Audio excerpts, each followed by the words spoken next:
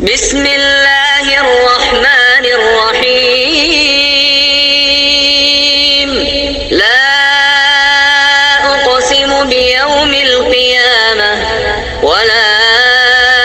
أقسم بالنفس اللوامة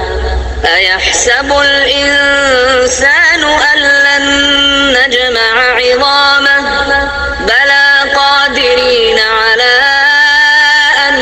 نسوي بنانه بل يريد الإنسان ليفجر أمامه يسأل أيان يوم القيامة فإذا برق البصر وخسف القمر وجمع الشمس والقمر يقول الإنسان يومئذ أين المفر كلا لا وزر إلى ربك يومئذ المستقر ينبأ الإنسان يومئذ بما قدم وأخر بل الإنسان على نفسه بصيرة ولو ألقى معاذيره لا تحرك به لسانك لتعجل به إن علينا جمعه وقرآنه فإذا قرأناه فاتبع قرآنه ثم إن علينا بيانه كلا بل تحبون العاجلة وتذرون الآخرة وجوه يومئذ ناظرة إلى ربها ناظرة ووجوه يومئذ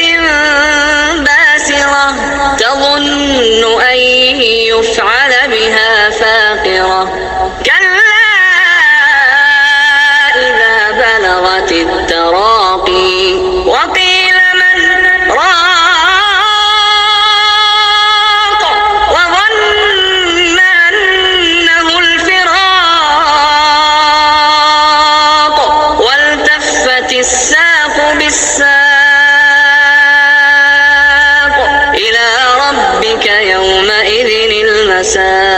المساق فلا صدق ولا صلى ولكن كذب وتولى ثم ذهب إلى أهله يتمطى أولى لك فأولى ثم أولى لك فأولى أيحسب الإنسان أن يترك سدى ألم يك نطفة من مني يمنى ثم كان علقة فخلق فسوى فجعل منه الزوجين الذكر والأنثى أليس ذلك بقادر على أن يحيي الموتى